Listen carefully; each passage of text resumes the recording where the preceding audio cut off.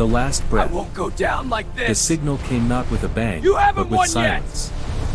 Lieutenant Marcus Vale, the last recorded living human, collapsed in the ruins of what had once been Oslo, Norway. The Verith invaders had swept across Earth in 11 months, methodical as a tide. They did not hate humanity. That was the cruelest part. They simply needed the planet's core minerals, and humanity was in the way. Like weeds before a plow. Marcus pressed his palm against the cold rubble, watching his breath fog in the ash-gray air. His communicator flickered once. A single green pulse blinked from somewhere 3 kilometers underground, steady, patient, waiting. He had always wondered what that signal meant. Now, at the very end, he finally understood.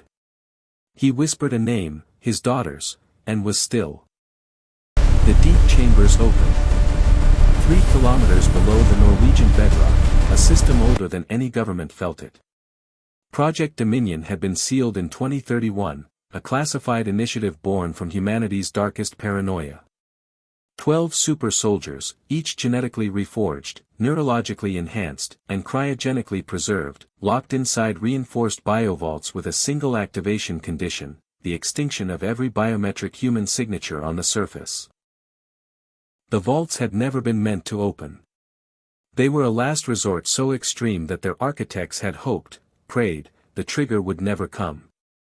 Now, one by one, the cryopods hissed. Frost evaporated off titanium lids. Eyes, some brown, some gray, one a startling silver, opened for the first time in decades. The chambers flooded with amber emergency light, and 12 warriors drew their first breaths into lungs that had not moved in 30 years. Soldiers without a world. Commander Anya Reeves sat up first.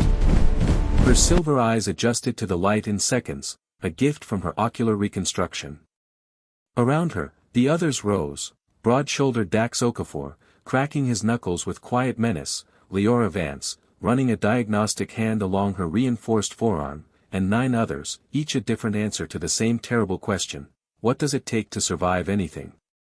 Status, Anya said.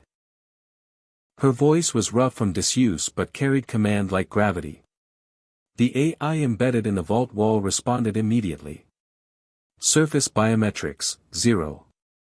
Atmosphere, breathable, marginally. Hostile signatures, approximately 47,000 Verith units across 6 continents. The last human died 11 minutes ago. Silence settled over them like sediment. Dax exhaled slowly. So we're it. We're what's left, Anya corrected. She stood, steadying herself, and looked at each face in turn. But left isn't the same as finished. The first strike. They emerged at dusk, or what passed for dusk through the Veritha's atmospheric processors, which had turned the sky a permanent bruised violet. The first Verith patrol encountered them near the ruins of a motorway outside Oslo. 8 alien soldiers, each standing nearly 3 meters tall, their carapace armor humming with energy shields. They froze when they saw the 12 humans emerging from the smoke, moving too calmly, too precisely. The engagement lasted 40 seconds. Anya's team moved with the choreography of people who had been built, not trained, but built, for this. Dax dismantled a Veritha's energy shield barehanded, absorbing the discharge through reinforced skin. Leora moved between 3 enemies faster than their sensors could track. When the smoke settled, the patrol was neutralized, and not one of the 12 had a scratch. Anya knelt and pressed her hand to the ash-covered earth. Somewhere beneath her palm, Marcus Vale had lain. Somewhere above her, 47,000 enemies held a planet that was not theirs. She rose. She did not look back. We start with their command node in what used to be Berlin, she said. We take back every kilometer. Every city. Every name on every grave.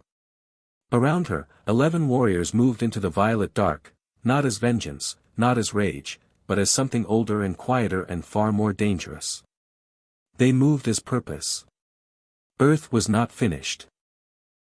It had simply been waiting for those who could not die to wake up and fight for those who had.